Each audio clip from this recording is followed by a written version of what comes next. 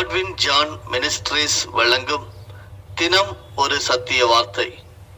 இந்த ஆடியோ நிகழ்ச்சிக்கு உங்களை அன்புடன் வரவேற்கிறோம்.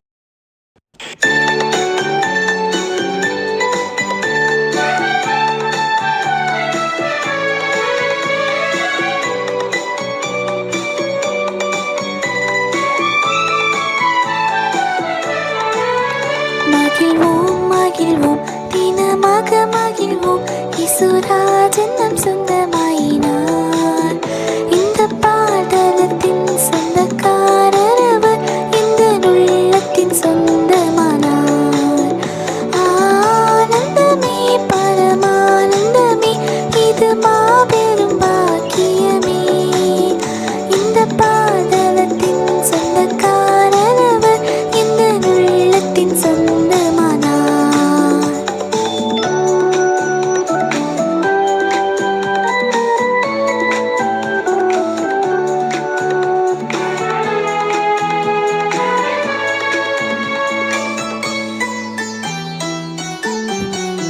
சின்னஞ்சிறு வயதில் என்னை குறித்து விட்டார், தூரம் போயினும் கண்டு கொண்டார்.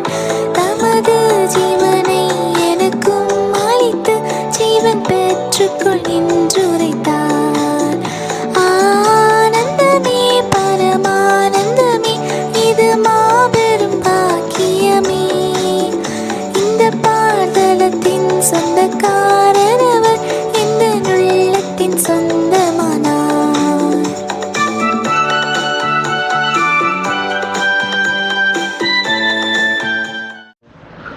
ஆண்டவராகிய இயேசு கிறிஸ்துவின் பரிசுத்த நாமத்தினாலே தினம் ஒரு சத்திய வார்த்தை நிகழ்ச்சிக்கு உங்களை வாழ்த்தி வரவேற்றுக் கொள்கிறோம். நீங்கள் கர்த்தரால் ஆசீர்வதிக்கப்பட்டவர்கள். 2 நாளாகமம் 32வது அதிகாரம் வசனங்கள் 7 மற்றும் 8 படிக்கிறோம்.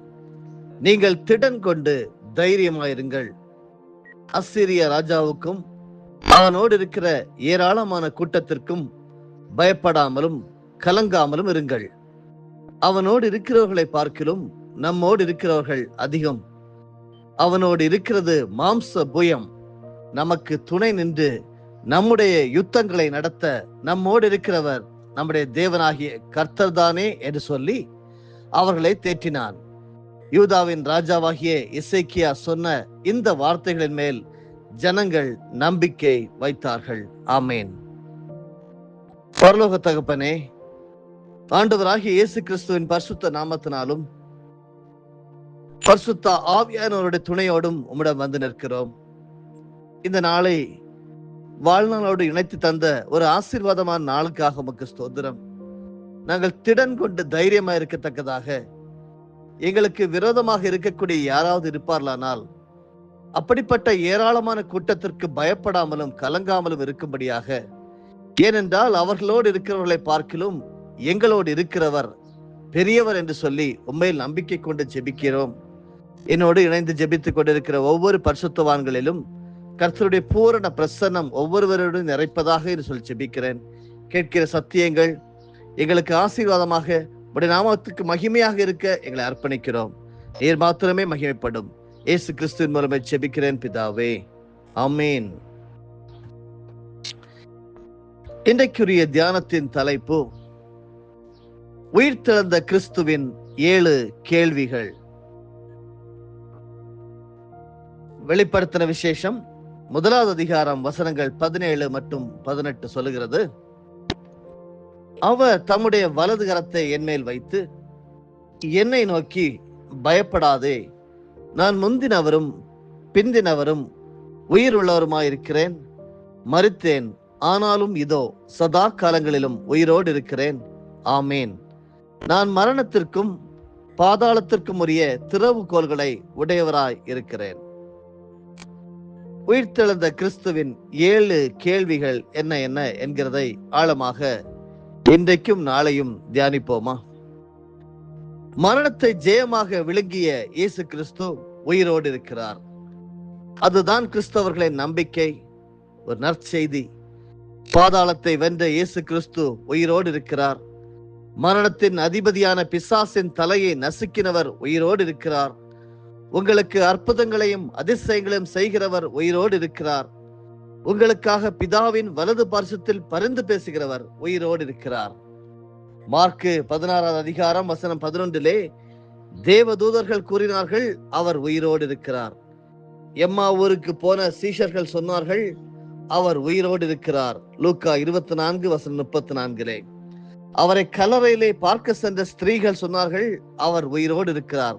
லூக்கா 24 வசனங்கள் 22, 23 யோபு பக்தன் சொன்னார், என் மீட்பர் உயிரோடு இருக்கிறார். யோபு 19 வசனம் 25 நான் மரித்தேன், ஆனாலும் இதோ சதா காலங்களிலும் உயிரோடு இருக்கிறேன் என்று இயேசு கிறிஸ்து தாமே சொல்லுகிறார். வெளிப்படுத்தின விசேஷம் 1 அதிகாரம் வசனம் 18 எதற்காக மரித்தார்? எதற்காக உயிரோடு எழுந்தார்? புதிய ஏற்பாட்டின் புத்தகமாகிய ரோமர் 14 வசனம் 9 சொல்லுகிறது, மரித்தோர் மேலும் ஜீவன் உள்ளோர் மேலும் ஆண்டவராய் இருக்கும் பொருட்டு மரித்தும் எழுந்தும் பிழைத்தும் இருக்கிறார் என்று எழுதப்பட்டிருக்கிறது. அவர் உயிர் தெழுந்ததினால் மரித்தோர் மேலும் ஜீவன் உள்ளோர் மேலும் வல்லமை உள்ளவர் என்பது விளங்குகிறது. கிறிஸ்துவனுடைய உயிர் தெழுதலினால் மரணத்திற்கு அப்பாலும் நமக்கு ஒரு நம்பிக்கை உண்டு. அதுதான் நாமும் உயிர்ப்பிக்கப்படுவோம் என்கிற நம்பிக்கை. ரஷ்யா தேசத்திலே ஒரு உயிர்த்தெழுந்த ஆராதனை நடந்து கொண்டிருந்த போது ரகசிய போலீசார் வந்து போதகரை கைது செய்தார்கள். போதகர், என் பிரசங்கத்தை முடித்துவிட்டு தான் உங்களோடு வருகிறேன் என்றார். அவர்கள் அனுமதிக்கவில்லை. 5 நிமிடங்கள் பேசும்படி அனுமதி கேட்டார், கொடுக்கவில்லை. 3 வார்த்தைகள் என்று போதகர் கேட்டபோது சம்மதித்தனர். அவர் சொன்ன 3 வார்த்தைகள் என்ன தெரியுமா? என் மீட்பர் உயிரோடு இருக்கிறார் என்று முழங்கினார். அருமையானவர்களே, அந்த வார்த்தை அத்தனை விசுவாசிகளின் விசுவாசத்தையும் பலப்படுத்தினது. இன்று உயிர்த்தெழுந்த இயேசு கிறிஸ்து உங்களிடத்தில் கேட்கும் 7 கேள்விகள் உண்டு. அதைதான் இன்றைக்கு நாம் தியானிக்க இருக்கிறோம். நீங்கள் எங்கேயாவது சுவிசேஷம் சொல்ல சொன்னால் 3 வார்த்தைகளை மட்டும்தான் நீங்கள் பேச வேண்டும் என்று உங்களுக்கு இடம் கொடுத்தால் நீங்கள் என்ன வார்த்தையை சொல்லுவீர்கள்? அந்த ரஷ்யாவில் உள்ள அந்த போதகர் சொன்னது போல, என் மீட்பர் உயிரோடு இருக்கிறார் என்று சொன்னால் போதும். அதுதான் கிறிஸ்தவத்தின் உள்ள எழுச்சி. கிறிஸ்தவம் மற்ற மார்க்கங்களுக்கும் உள்ள வித்தியாசம் என்னவென்றால் இது மாத்திரமே. நம் மீட்பர் உயிரோடு இருக்கிறார். என் இயேசு உயிரோடு இருக்கிறார். என்னுடைய மீட்பர் உயிரோடு இருக்கிறார். உயிர்த்தெழுந்த இயேசு கிறிஸ்து கேட்கக்கூடிய முதலாவது கேள்வி, ஏன் அழுகிறாய்? உங்களுடைய கண்ணீரை துடைக்கவே அவர் உயிரோடு எழுந்தார். அதனால் உங்களுடைய கண்ணீர் ஆனந்த களிப்பாக மாறும், துக்கம் சந்தோஷமாய் மாறும், மாறாவின் கசப்பு மதுரமாய் மாறும், தோல்வி எல்லாம் ஜெயமாய் மாறும். இயேசுவை தேடி கல்லறையின் அருகே அழுது கொண்டிருந்த மகதலேனா மரியாள் என்கிற அந்த பெண்ணை பார்த்து இயேசு சொல்லுகிறார், ஸ்திரீயே ஏன் அழுகிறாய் என்று கேட்டார். யோவான் 20 வசனம் 15 நாம் படிக்க முடிகிறது. நான் மரித்து உயிரோடு எழுந்திருக்க நீ ஏன் அழுகிறாய்? நான் எப்பொழுதும் உயிருள்ளவராய் இருந்து உனக்காக பிதாவின் வலது பார்சத்தில் பரிந்து பேசுகிறபடியால் நீ ஏன் அழுகிறாய்? உயிர்த்தெழுதலின் செய்தி கண்ணீரை நீக்கி மகிழ்ச்சி படுத்துகிறது. தெய்வீக ஆறுதலையும் சந்தோஷத்தையும் சமாதானத்தையும் உங்களுக்குள் கொண்டு வருகிறது. ஒரு நாள் மார்ட்டின் லுதர் பல கவலைகளினால் சோர்ந்து போய் துக்கமே உருவாக ஆழ்ந்த சிந்தனையில் உட்கார்ந்து விட்டார். அதை கண்ட அவருடைய மனைவி யாராவது மரித்து போகும்போது போடக்கூடிய கருப்பு உடை உடுத்தி கொண்டு அவருக்கு முன்பாக வந்து நின்றார்கள். அந்த உடையை கண்டு அதிர்ச்சி அடைந்த மார்ட்டின் லூத்தர் கிங், யாராவது இறந்து விட்டார்களா? நம்முடைய உறவினர்கள் யாராவது மரித்து விட்டார்களா? ஏன் இந்த கருப்பு உடை என்று கேட்டார். மார்ட்டின் லூதருடைய மனைவி சொன்னார்கள், இயேசு மரித்தார், உயிரோடு எழுந்திருக்கவில்லை, ஆகவே துக்கம் கொண்டாடுகிறேன் என்றாள். அதற்கு அவர், இல்லை இல்லை இல்லை, இயேசு உயிரோடு எழுந்தார், இயேசு உயிரோடு எழுந்தார் என்று சத்தமிட்டார். அப்பொழுது அவருடைய மனைவி ஞானமாக, அவர் உயிரோடு இருக்க நீங்கள் ஏன் துக்கம் கொண்டிருக்கிறீர்கள்? அவர் உங்களுடைய துக்கத்தை மாற்றி சந்தோஷப்படுத்துவார், கவலைகளை அவர் மேல் விட்டுவிடுங்கள் என்று சொல்லி மார்ட்டின் லூதரை மனைவி உற்சாகப்படுத்தினார்கள். உயிரோடு எழுந்த இயேசு, அன்பானவர்களே, உங்களுடைய கண்ணீரை துடைத்து நிச்சயமாகவே அற்புதங்களை செய்வார்.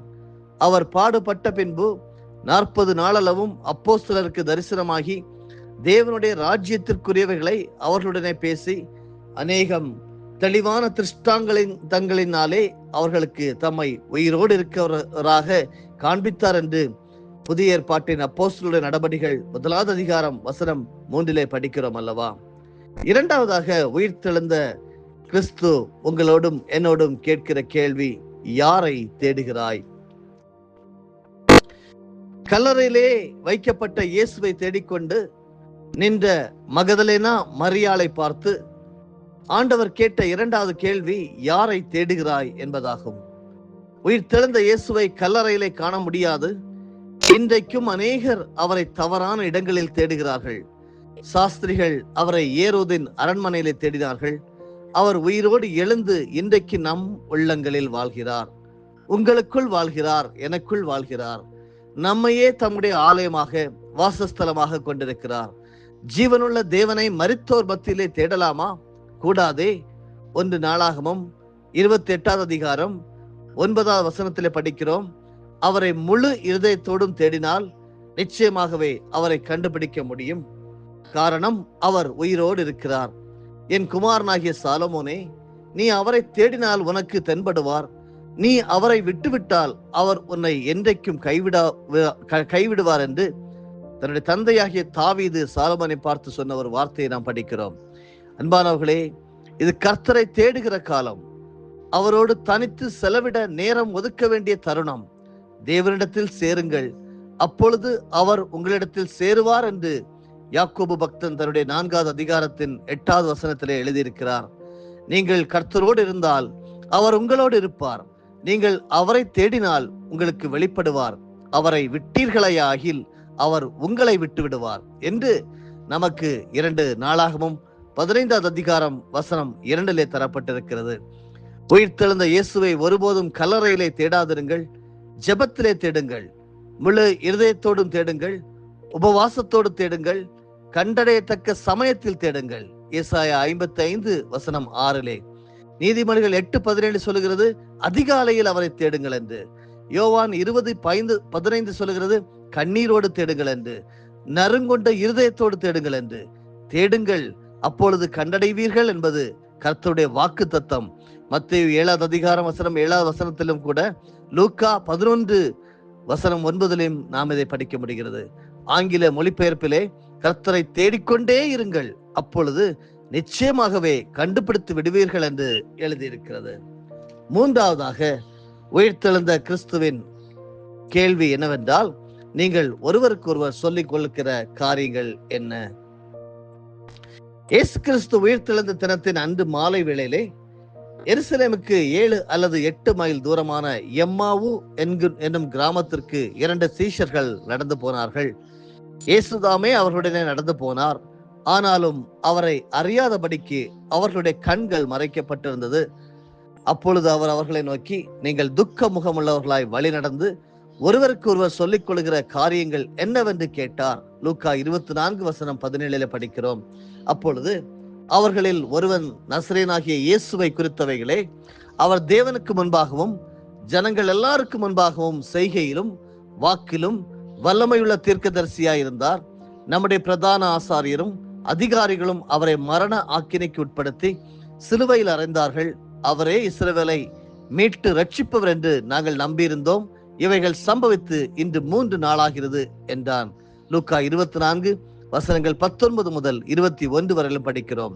அப்பொழுது இயேசு அவர்களை நோக்கி, தீர்க்கதரிசிகள் சொன்ன யாவையும் விசுவாசிக்கிறதற்கு புத்தி இல்லாத மந்த இருதயம் உள்ளவர்களே, கிறிஸ்து விதமாக பாடுபடவும் தமது மகிமையில் பிரவேசிக்கவும் வேண்டியதில்லையா என்று சொல்லி மோசே முதலிய சகல தீர்க்கதரிசிகளும் எழுதின வேத வாக்கியங்கள் எல்லாவற்றிலும் தம்மை குறித்து சொல்லியவைகளை அவர்களுக்கு விவரித்து காண்பித்தார் என்று லூக்கா 24 வசனங்கள் 25 முதல் 27 வரையிலும் நாம் படிக்க முடிகிறது. கேள்வி கேட்டு விளக்கம் அளிப்பவர் உயிர்த்தெழுந்த நம்முடைய ஆண்டவர். மந்த இருதயத்தை மாற்றி புத்தி தெளிவு உண்டாக்குகிறவர். விசுவாசிக்கிறதுக்கு புத்தி இல்லாதவர்களையும் வல்லமையுள்ள விசுவாசிகள் ஆக்குகிறவர். உயிர்த்தெழுந்த இயேசு அவர்களுடைய கண்களை திறந்த போது அவர்கள் அவரை அறிந்தார்கள் என்று லூக்கா 24:31 படிக்கிறோம். உயிர்த்தெழுந்த கிறிஸ்து இன்றைக்கு அன்பானவர்களே உங்களுடைய கண்களை திறப்பாராக, மனக்கண்களை பிரகாசிக்க செய்வாராக. ஆம், நீங்கள் அவரை அறிய வேண்டிய பிரகாரம் அறிந்து கொள்வதற்கு உயிர்த்தெழுதலின் வல்லமை உங்களுக்கு தேவை. அப்போஸ்தலனாகிய பவுல் அவரை அறிந்து கொள்ளும்படி ஆவல் கொண்டார். பிலிப்பியருக்கு எழுதின நிருபம் 3:8 என் கர்த்தராகிய கிறிஸ்து இயேசுவை அறிகிற அறிவின் மேன்மைக்காக எல்லாவற்றையும் நஷ்டம் என்று எண்ணிக்கொண்டிருக்கிறேன் என்று அப்போஸ்தலனாகிய பவுலுடைய வார்த்தைகளை நாம் படிக்க முடிகிறது. என்னை கேட்டுக்கொண்டிருக்கின்ற அன்பானவர்களே, நீங்கள் அறிய வேண்டிய பிரகாரம் அறிய வேண்டியது ஒன்று உண்டானால் அது கிறிஸ்துவின் உயிர்த்தெழுந்த வல்லமை. அதை அறிந்து கொள்வீர்களானால் நீங்களும் மரித்தோரிலிருந்து உயிரோடு எழுந்திருப்பதற்கு தகுதி உள்ளவர்கள் ஆவீர்கள். இதை பிலிப்பியர் 3:10 நாம் கற்றுக்கொள்ள முடிகிறது. உயிர்த்தெழுந்த கிறிஸ்துவின் 7 கேள்விகளிலே 3 கேள்விகளை இன்று அழகாக ஆண்டவர் நம்மோடு கேட்டிருக்கிறார். தொடர்ந்து வரக்கூடிய நாளைய தினத்திலே 4 கேள்விகளையும் கூட நாம் தியானிப்போம். அதுவரையிலும் தேவ பிரசன்னம் உங்களையும் என்னையும் ஆளக்கடவது. ஆமேன்.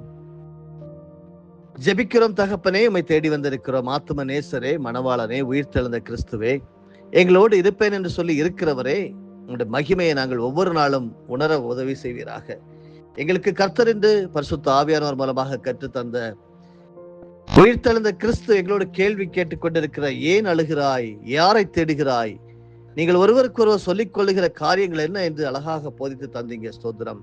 கேட்டுக்கொண்ட சத்தியத்தை நாங்கள் உணர்ந்து அதன்படி வாழ உதவி செய்வீராக. தேவைகளை சந்திப்பீராக. வெற்றியின் நாளாக அறிவிக்கிறோம், ஜெயத்தின் நாளாக, ஆசீர்வாதத்தின் நாளாக அறிவிக்கிறோம்.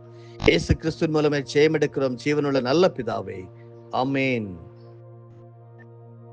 என் ஆத்துமாவே கர்த்தரை ஸ்தோத்தரி, என் முழு உள்ளமே அவருடைய பரிசுத்த நாமத்தை ஸ்தோத்தரி. என் ஆத்துமாவே கர்த்தரை ஸ்தோத்தரி, கர்த்தர் செய்த சகல உபகாரங்களையும் மறவாதே. ஆமேன்.